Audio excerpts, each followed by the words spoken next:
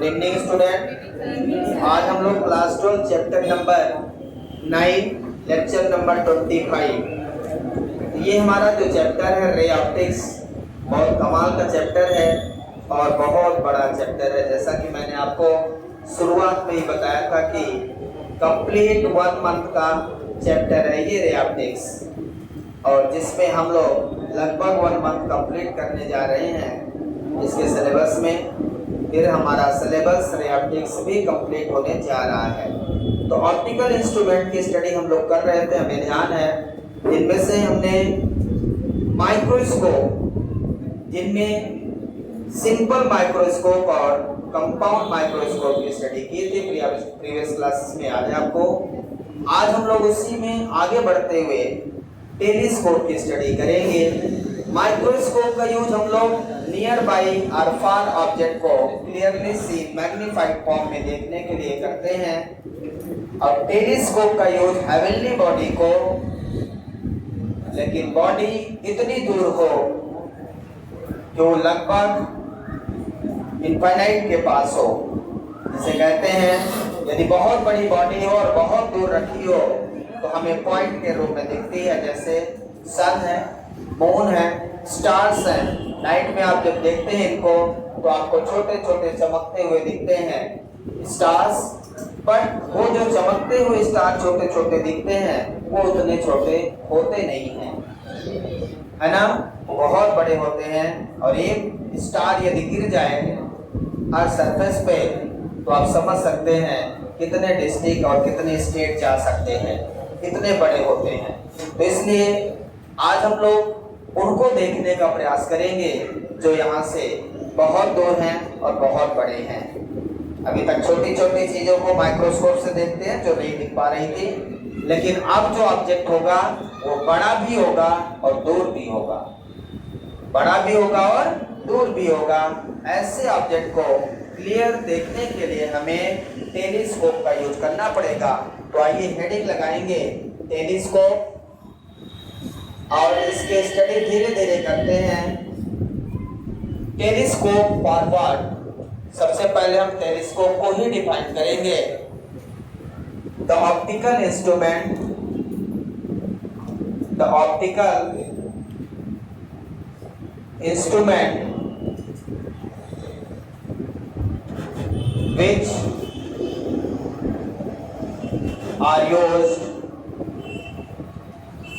which are used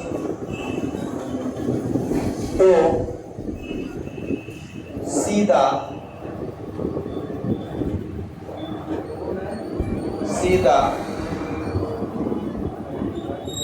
far object या distant object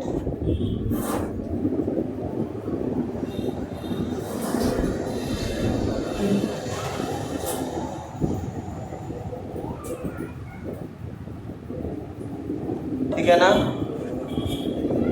instrument which are used to see the distant object और far object, दूर रखा हुआ object है, ठीक है, सच एज प्लैनेट, स्टार्स।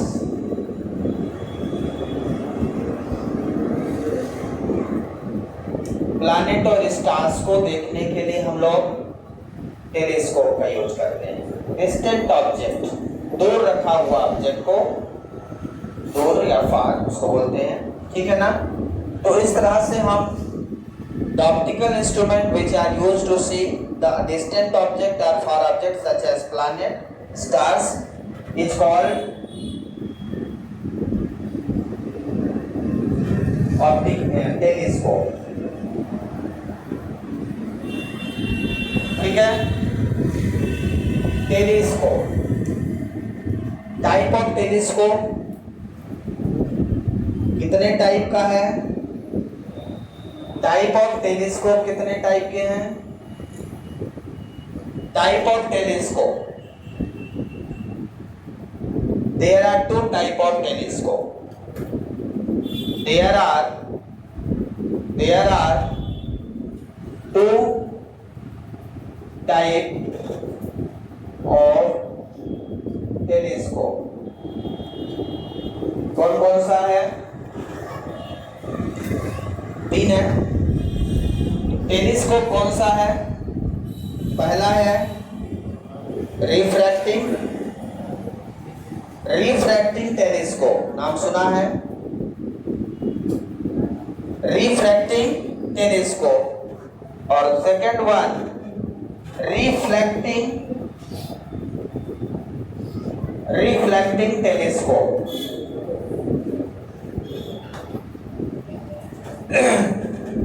दो टाइप के टेलीस्कोप हम लोग पढ़ेंगे। इसमें फर्स्ट है रिफ्रैक्टिंग टेलीस्कोप, जिसमें रिफ्रैक्शन होगा और रिफ्लेक्शन लेंस में हो रहा है और रिफ्लेक्शन मिरर में होता है। Reflecting telescope that means we use mirror, और मिरर में भी हम लोग कॉनकेव मिरर का यूज करेंगे। याद रखिएगा क्वेश्चन, मिरर का भी हम लोग कॉनकेव मिरर का यूज करेंगे, which is a converging mirror. Concave mirror is a converging mirror, convex lens is a converging lens. तो हम लोग यहाँ पे लेंस का यूज करेंगे कन्वर्जिंग लेंस, मिरर का यूज करेंगे कन्वर्जिंग मिरर। तो लेंस का यूज करेंगे तो रिफ्रैक्टिंग टेलीस्कोप के नाम से जानेंगे, और मिरर का यूज करेंगे तो रिफ्लेक्शन का मतलब मिरर यूज करेंगे। तो रिफ्लेक्टिंग टेलीस्कोप हमारा दूसरा टाइप हो जाएगा। पहला टाइप क्या हो जाएगा? Refracting telescope. तो पहली हेडिंग लगाएंगे refracting telescope. Refracting telescope, there are two types।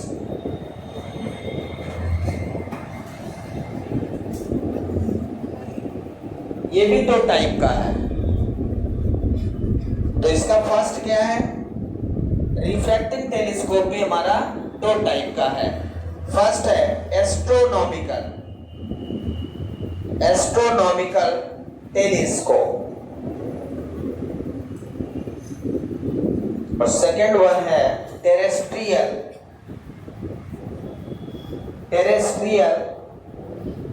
Telescope. Terrestrial telescope, पहला एस्ट्रोनॉमिकल, दूसरा है टेरेस्ट्रियल। स्पेलिंग देख लीजिएगा, मुझे मेरी नहीं करना।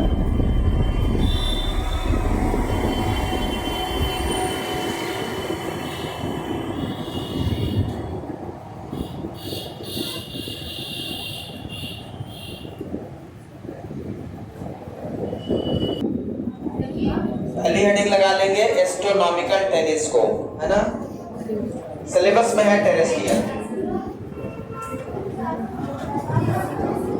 गुनगुन को दे दो, देख ले। तो फर्स्ट हेडिंग लगा लेंगे टेरेस्ट्रियल टेलीस्कोप है एस्ट्रोनॉमिकल। आज हम एस्ट्रोनॉमिकल टेलीस्कोप डिस्कस करेंगे।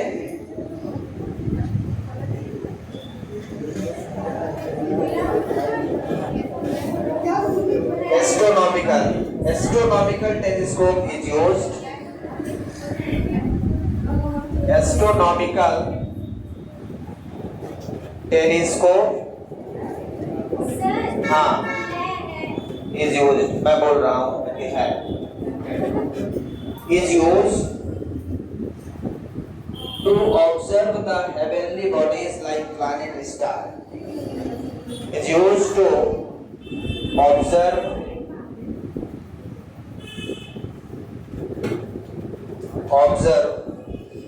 the heavenly body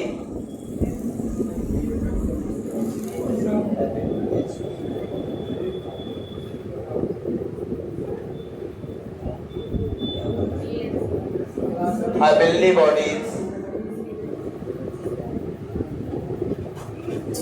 like as planet and stars. astronomical telescope is used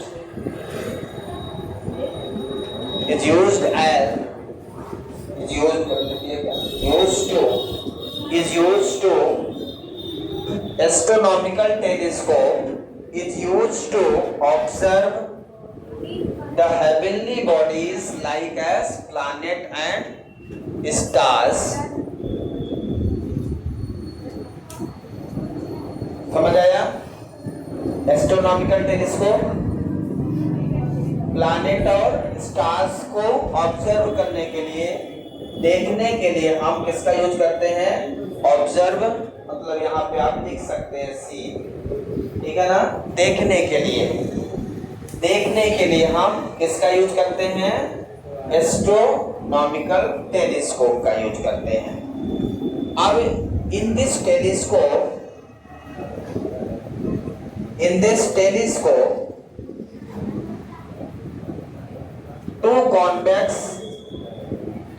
two convex lens are used।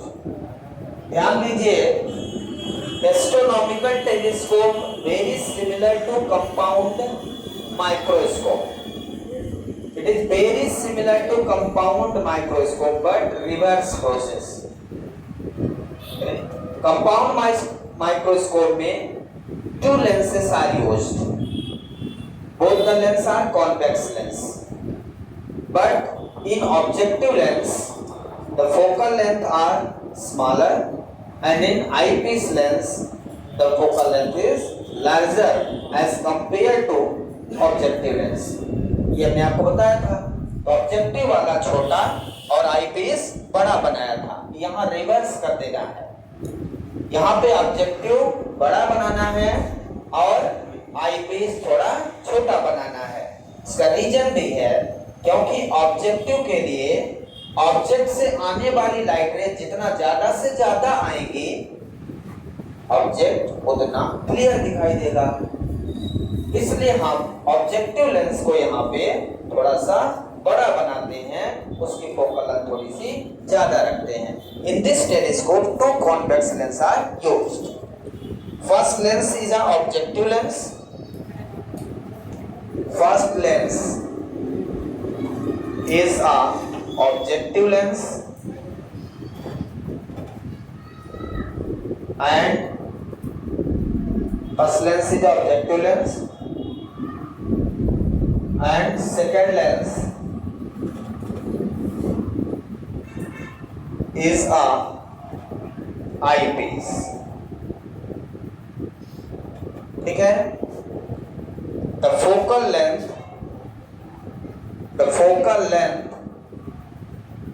of objective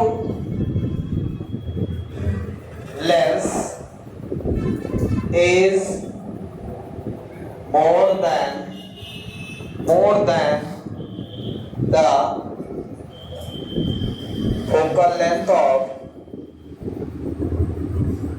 focal length of eyepiece lens। समझ आया? किसकी focal length ज्यादा होगी? Objective lens की ज्यादा होगी। Object कहाँ है? नियरली इन्फिनिटी में, डिस्टेंट डिस्टेंस है। मतलब ये मान के चलना है कि ऑब्जेक्ट नियरली इन्फिनिटी में है, बहुत बड़ी बॉडी है, प्लैनेट को देखना है तो प्लैनेट यहाँ नहीं है, तो हम इन्हें ऐसा मान के चलेंगे कि जो हमारी ऑब्जेक्ट की पोजीशन है वो इन्फिनिटी पे है।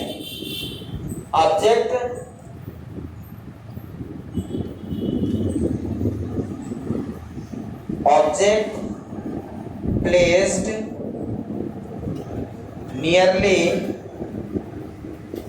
At infinity.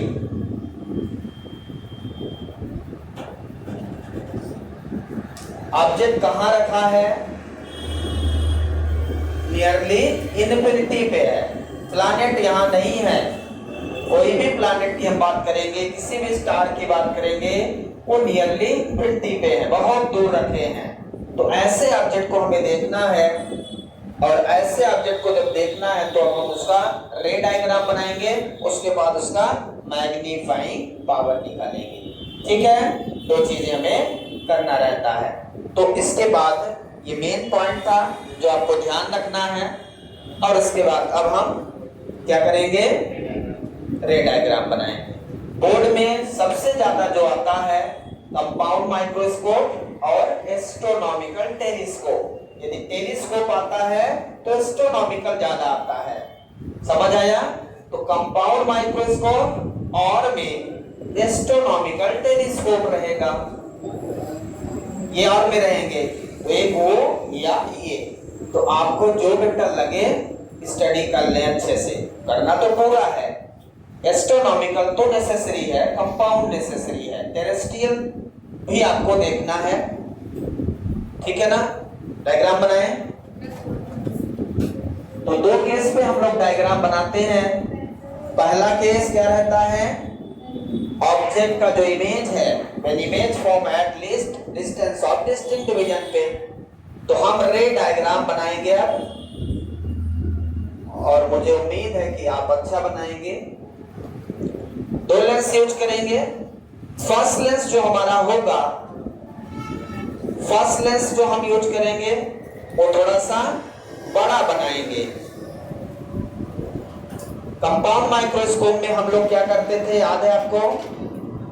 पहले प्रिंसिपल एक्सिस खींच लेंगे, उसके बाद कंपाउंड माइक्रोस्कोप में फर्स्ट लेंस छोटा रहता था और आई पीस बड़ा रहता था। इसमें रिवर्स करना है, ये याद रखना है। इसमें ऑब्जेक्टिव लेंस बड़ा रहेगा। ऑब्जेक्टिव लेंस बड़ा क्यों रहेगा, कोई बता सकता है किसी के पास? डैश डैश है कि ऐसे ही कुछ नहीं है? हाँ, मैंने बताया है आपको, ये आंसर मैं बता चुका हूं। जो क्वेश्चन मैंने अभी पूछा इसका आंसर मैं बता चुका हूं, मुझे पता है, लेकिन आपने ध्यान नहीं दिया। मैंने बताया कि ऑब्जेक्टिव लेंस ज्यादा बड़ा क्यों होगा, क्योंकि ऑब्जेक्टिव लेंस वहां रखा है जहां आपका ऑब्जेक्ट है, और ऑब्जेक्ट से आने वाली लाइट रे जितनी ज्यादा कलेक्ट होगी, जितनी ज्यादा लाइट रेज ऑब्जेक्ट से आने वाली कलेक्ट होगी, ऑब्जेक्ट उतना क्लियर दिखाई देगा। तो विजिबिलिटी के लिए हम लोग क्या करते हैं, ऑब्जेक्टिव लेंस का फोकल लेंथ थोड़ा ज्यादा, अपर्चर थोड़ा ज्यादा रख देते हैं। समझ आया क्या? तो ये चीज ध्यान रखेंगे। अब आपको ध्यान रखना है, रे डायग्राम 99% गलत बनाते हैं बच्चे। गलत क्या बनाते हैं, ऑब्जेक्ट लगभग इंफिनिटी पे है, तो यदि कोई ऑब्जेक्ट इंफिनिटी पे है तो हमें पता है हम उसमें ऑब्जेक्ट को नहीं दिखा पाते हैं, क्योंकि ऑब्जेक्ट बहुत दूर है, पॉइंट साइज है। तो हमें इंफिनिटी से आने वाली लाइट रेस को यहाँ थोड़ा अच्छे से बनाना है।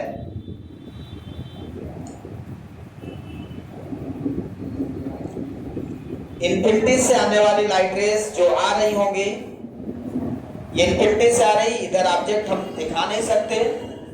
जो ऑप्टिकल सेंटर से लाइट रेस पास होगी वो सीधी चली जाएगी। ठीक है, आपको इस तरह से मेंटेन करना है कि इमेज यहाँ कहीं फॉर्म हो। ये सब प्रैक्टिस से आएगा। आप सोचिए कि एक बार बना लेंगे और बनने लगेगा, दैट इज नॉट पॉसिबल। आप दूसरी डायग्राम यहाँ पे, ये लाइट रेज और यहाँ से जो खींचेंगे ये दोनों पैरेलल रहेंगी। ध्यान से देखें, ये दोनों क्या रहेंगी, पैरेलल। दिख रहा है? ये लाइट रेज दोनों पैरेलल, ये प्रिंसिपल एक्सिस के पैरेलल नहीं है। प्रिंसिपल एक्सिस के पैरेलल नहीं बनाना, ध्यान रखना। अब आपको पता है यदि ऑप्टिकल सेंटर के अलावा कहीं से भी रिफ्लेक्शन होता है तो ये लाइट रेज कन्वर्जिंग होती है। क्या होती है? कन्वर्जिंग। मींस ये यहां से डेविएट होना स्टार्ट करेगी, यहां से कन्वर्ज होना स्टार्ट करेगी और आगे की ओर बढ़ेगी। यहां कहीं कट करेगी, ठीक है, यहां पे कट किया, ये इमेज बना। कैसा इमेज बना? रियल एंड इन्वर्टेड इमेज बन गया। इसका इमेज कैसा बन गया? Real and inverted image form हो गया। क्या आपको रियल एंड इन्वर्टेड चाहिए? कैसा इमेज चाहिए? इमेज कैसा चाहिए? पता ही नहीं कैसा चाहिए, जैसा देना हो सर दे दीजिए, हमें कोई मतलब नहीं। इमेज देना आपका काम है, हम तो केवल बनाना जानते हैं। जैसा आप बनाएंगे वैसा हम उतार लेंगे। आपकी इच्छा जहां मर्जी वहां बना दीजिए। इमेज आपको हमेशा सीधा सीधा चाहिए। ये मार्कर ऐसे है तो ऐसे ही दिखे।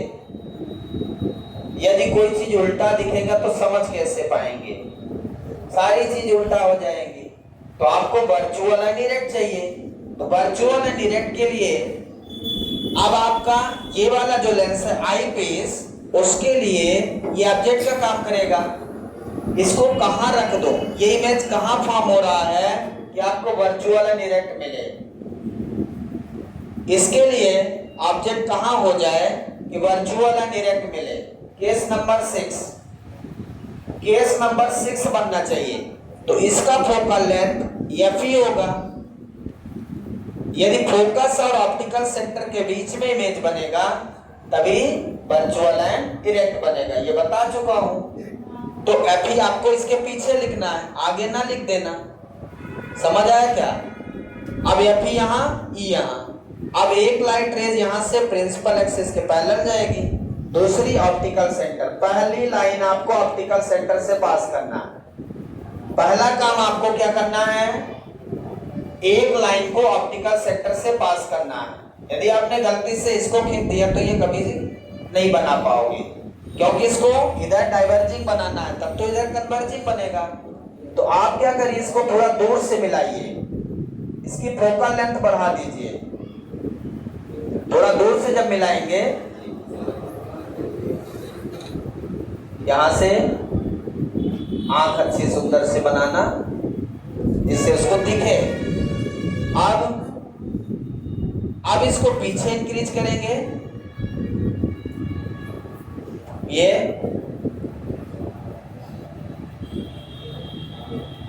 बन रहा, यहां पे इमेज बन गया। So this is the position A2 B2।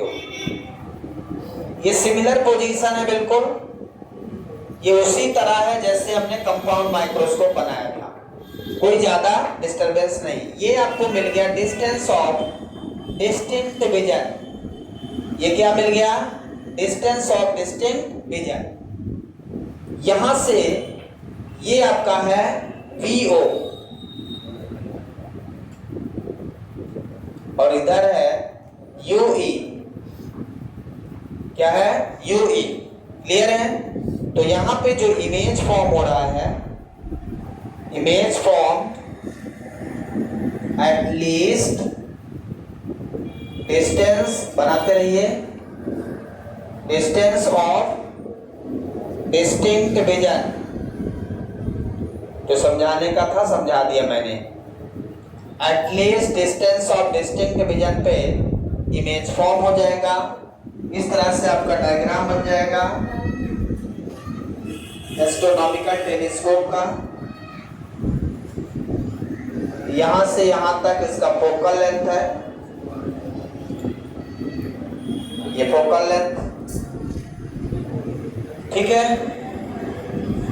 Object बहुत दूर है, ऑब्जेक्ट कितना दूर है कह नहीं सकते, ये भी है, बहुत दूर है, पीछे दिखा देंगे कहीं पे।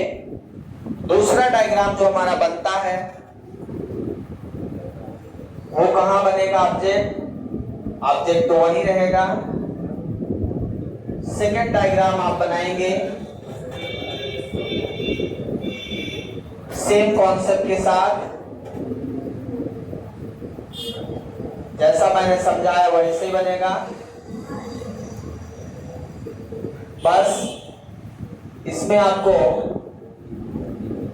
इसका जो इमेज है उसको आई पीस लेंस के फोकस पे बना दो।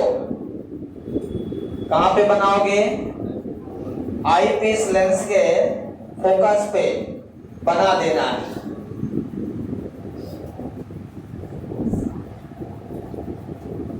तो फोकस का मतलब यहाँ पे मैं एफ ही लिख दूंगा। इस वाले केस में जो इमेज बन रहा है आईपीस लेंस के फोकस पे, इसका मतलब आईपीस लेंस के लिए जो ऑब्जेक्ट है वो फोकस पे हो गया। और यदि ऑब्जेक्ट फोकस पे तो इमेज कहाँ बनेगा? इन्फिनिटी पे। तो इसका जो इमेज बनने वाला है वो इन्फिनिटी पे बन जाएगा। तो हम सबसे पहले एक लाइट रेस को ऑप्टिकल सेंटर से पास करेंगे, ध्यान रखना इस बात का। और दूसरी लाइट पहले ऑप्टिकल सेंटर से पास करना, फिर दूसरी लाइट रेस को इसके फोकस से, और ऐसा खींचना कि इसके पैरेलल हो। तो दूसरी लाइट को इसके पैरेलल खींचिए। तो पहले जब आप इसको बनाएंगे फिर इसको बनाएंगे तो पैरेलल सेट हो जाएगा। यदि आपने इसको बनाया, अब देखिए ऑप्टिकल सेंटर तो आप चेंज कर नहीं सकते, इसलिए पहला काम ऑप्टिकल सेंटर खींचना है, ये प्रैक्टिस करना है। यदि आपने पहले इसको यहां से मान लो खींच दिया तो ये कभी पैरेलल हो नहीं पाएगी। तो ऑप्टिकल सेंटर पहले खींचिए फिर इसको खींचिए। इसका पॉइंट तो आप आगे पीछे बढ़ा सकते हैं, इस पॉइंट को आप आगे पीछे कर सकते हैं। इसको हमने यहां कर दिया, इसका फोकस समझ आया क्या? तो पीछे कर सकते हो पैरेलल बनाने के लिए, और कुछ नहीं है। यहां से ये लाइट रेस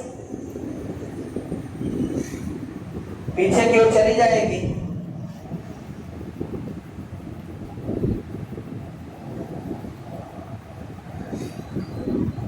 तो इन्फिनिटी चली जाएगी।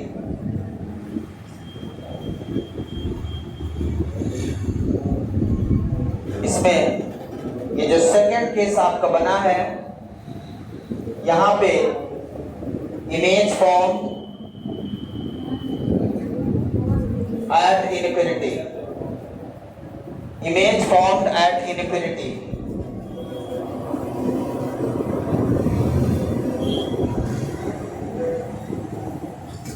यहां से देखेंगे इसको, इमेज फॉर्म्ड एट इनफिनिटी। तो यहां से फोकस तक की डिस्टेंस एफ ओ, और यहां से यहां तक की distance F E. U equal to F E हो गया। इसमें यू इक्वल टू क्या हो गया? एफ ई हो गया, क्योंकि ऑब्जेक्ट इसके फोकस पे आ गया। तो दो केस में आपको डायग्राम बनाना अच्छे से। Image form at distance of distinct vision और एट इन्फिनिटी। बनाइए जल्दी से, फास्ट करिए। इसमें आपको एंगल अल्फा और बीटा भी शो करना पड़ेगा। ये एंगल अल्फा है यहाँ पे, यदि ये एंगल अल्फा है तो इसका इधर भी एंगल अल्फा हो जाएगा। ये अल्टरनेट एंगल, ये अल्फा तो इधर अल्फा, और ये वाला है आपका एंगल बीटा। ये अल्फा तो ये भी अल्फा, उतना सेम लाइन है। ये अल्फा तो इधर अल्फा, ठीक है। इसमें ये अल्फा एंगल है हमारा, तो ये भी अल्फा है, और ये है आपका beta. Magnifying power, magnifying power हम लोग फाइंड करेंगे। Angle subtended by an image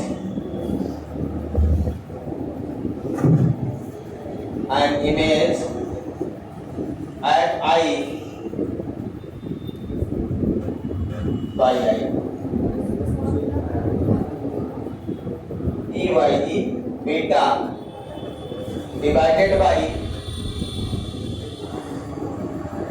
इसी को विजुअल एंगल भी बोलते हैं, बीटा को visual angle. Angle subtended bye an object at least distance of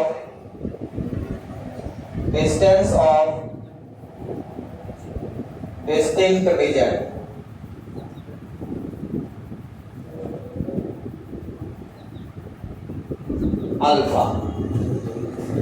यहां से हम लोग m equal to beta by alpha लिखते हैं और tan beta by tan alpha लिखते हैं if angle alpha and beta are very small.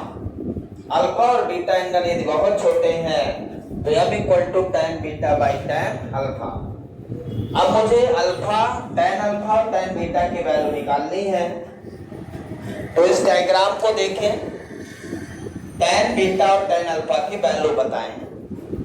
तो डायग्राम को देखिए, अब tan अल्फा की वैल्यू क्या होगी। इस बार ऑब्जेक्ट बहुत दूर है तो ये हाइट हम नहीं फाइंड कर पाएंगे, इसलिए हमें यहां से इसका एंगल अल्फा निकालना। इधर तो हम जा नहीं पाएंगे तो हमें ये वाला एंगल लिख लेना है, tan alpha perpendicular by base. तो परपेंडिकुलर इसका कितना है, a1 b1 अपान बेस हो जाएगा OB1, a1 b1 upon OB1 हो गया हमारा tan अल्फा। ठीक है, समझ आ रहा है सबको। tan अल्फा, अल्फा ये वाला एंगल लेंगे, इसके सामने परपेंडिकुलर बाई बेस। अब बीटा के लिए एंगल लेंगे, से परपेंडिकुलर बाई बेस। तो परपेंडिकुलर कितना हो जाएगा, a1 b1 अपान EB1। ठीक है ना। तो tan बीटा एंगल निकाल लेंगे, tan बीटा कितना हो जाएगा, a1 b1 अपान EB1। कल भी निकाला था, चेक कर लीजिए, a1 b1 अपान EB1। अब ये दोनों वैल्यू इस फार्मूले में रख दें क्वेश्चन फर्स्ट में। So m equal to tan beta की value a1 b1 upon EB1 divided by tan alpha a1 b1 upon OB1। तो कितना हो जाएगा यहां से, इसको a1 b1 upon EB1 into OB1 अपान a1 b1।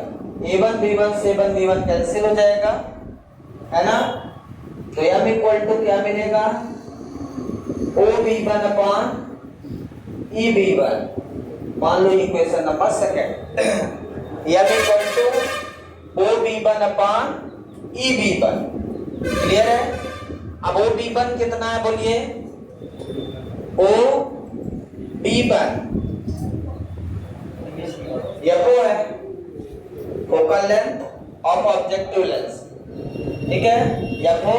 और EB1 कितना है, EB1 UE है। तो अकॉर्डिंग टू साइन कन्वेंशन लिखना है, बताओ अकॉर्डिंग टू साइन कन्वेंशन क्या होगा, अकॉर्डिंग टू साइन कन्वेंशन बताओ। OB1 कितना है, OB1 FO है, कितना है FO। तो इधर ऑब्जेक्टिव लेंस का जो फोकल लेंथ है पॉजिटिव है, तो यहां लिख देंगे FO डिवाइडेड बाई क्या है EB1। EB1 तो लेफ्ट साइड में इसका ये ऑब्जेक्ट का काम करेगा, तो माइनस UE, इसके लिए ऑब्जेक्ट का क्या काम करेगा UE, तो माइनस UE। ये क्या लिख दिया हमने, OB1 अपान EB1। तो आपका magnifying power minus FO by UE आ गया। क्या आ गया, m equal to minus FO by UE। या अब हम दोनों केस के लिए, केस फर्स्ट और केस सेकंड के लिए मैग्नीफाइंग पावर निकालेंगे। ये तो स्टैंडर्ड फार्मूला आ गया। अब अलग अलग इमेज फॉर्मेशन के लिए अलग अलग कंडीशन में हमने मैग्नीफाइंग पावर निकालना है। जब इमेज इंफिनिटी पे फॉर्म हो रही है तब, और जब इमेज फॉर्म हो रही है डिस्टेंस और डिस्टेंट विजन पे, उस कंडीशन में हमें क्या करना है, मैग्नीफाइंग पावर निकालना है। पेपर में याद रखिए, जो भी मैग्नीफाइंग पावर आप लिखेंगे, यदि आपसे पूछता है तो आपको इसका लिखना रहेगा, image from at least distance of distinct vision का, image from at least distance of distinct vision का आपको मैग्नीफाइंग पावर हमेशा लिखना है, यदि वो कुछ नहीं बोला है तो। क्लियर है? इन्फिनिटी का नहीं लिखना और इसका नहीं लिखना है, ठीक है? ये नहीं लिखना, ये लिखना है। तो हम फर्स्ट केस पे चलेंगे। लिख लिया ये सब आपने? कंप्लीट हो गया? हाँ, अब केस फर्स्ट देखिए। केस फर्स्ट में image from at least distance of distinct vision. अब हमें पता है कि हम इसमें लेंस फार्मूला यूज करते हैं। कौन सा फार्मूला यूज करते हैं? लेंस फार्मूला यूज करते हैं। और लेंस फार्मूला यूज करने के लिए हमें कुछ रिप्लेसमेंट करने पड़ते हैं। तो क्या क्या रिप्लेसमेंट करोगे आप? यहां पे जो हमारा इमेज बन रहा है आई का, distance of image at least distance of distinct vision according to sign convention minus T लिखेंगे। v इक्वल टू क्या लिखेंगे? Minus T. और u इक्वल टू क्या लिखेंगे? Minus ue। साइन कन्वेंशन यहाँ पे लेना रहेगा, u equal to minus ue by using lens formula. अब हम लेंस फार्मूले का यूज करेंगे, ठीक है? इधर का डायग्राम डालें, सबने बना लिया? तो यहां पे हम फाइंड करने जा रहे हैं।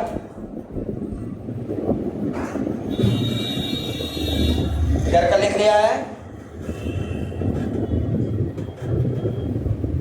Bye using lens formula, by using lens formula.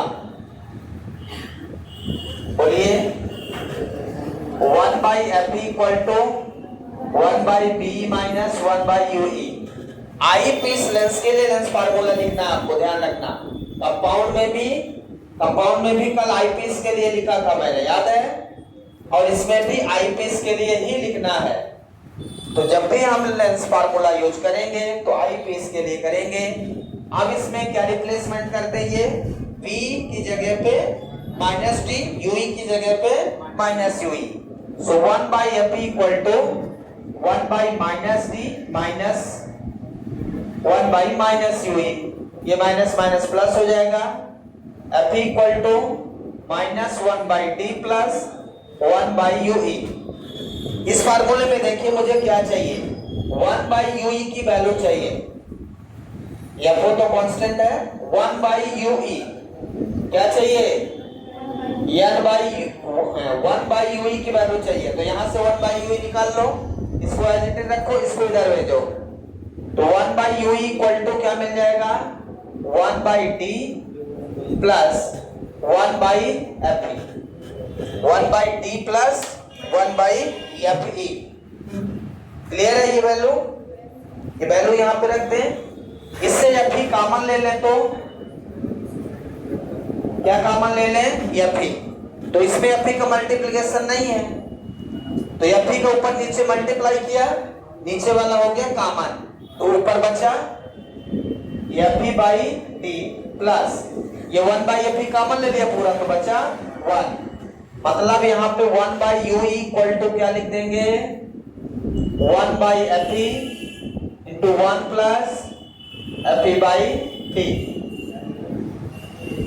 So this is the value of 1 by e। अब ये 1 by e आ गया, यहां मैग्नीफाइंग पावर में फार्मूले में रख दे वैल्यू। तो मैग्नीफाइंग पावर क्या हो जाएगा?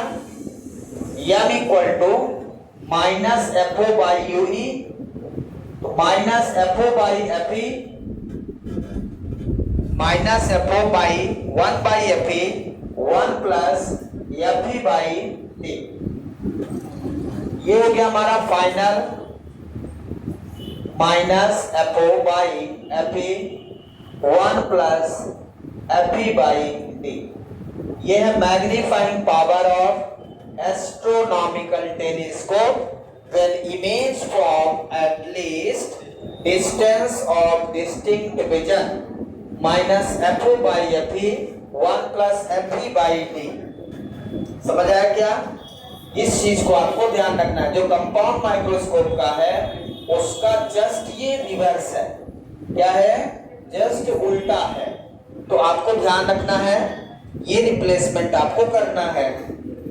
अब सेकंड केस में क्या रहेगा? सेकंड केस में इमेज कहां फॉर्म हो रहा है? इनफिनिटी पे। तो केस सेकंड लिखेंगे, इमेज फॉर्म्ड एट इनफिनिटी। यदि इनफिनिटी पे इमेज फॉर्म हो रहा है तो u इक्वल टू क्या रख देंगे? Only one replacement, u equal to f। मतलब किसी का इमेज इनफिनिटी पे तभी बन सकता है जब ऑब्जेक्ट फोकस पे हो।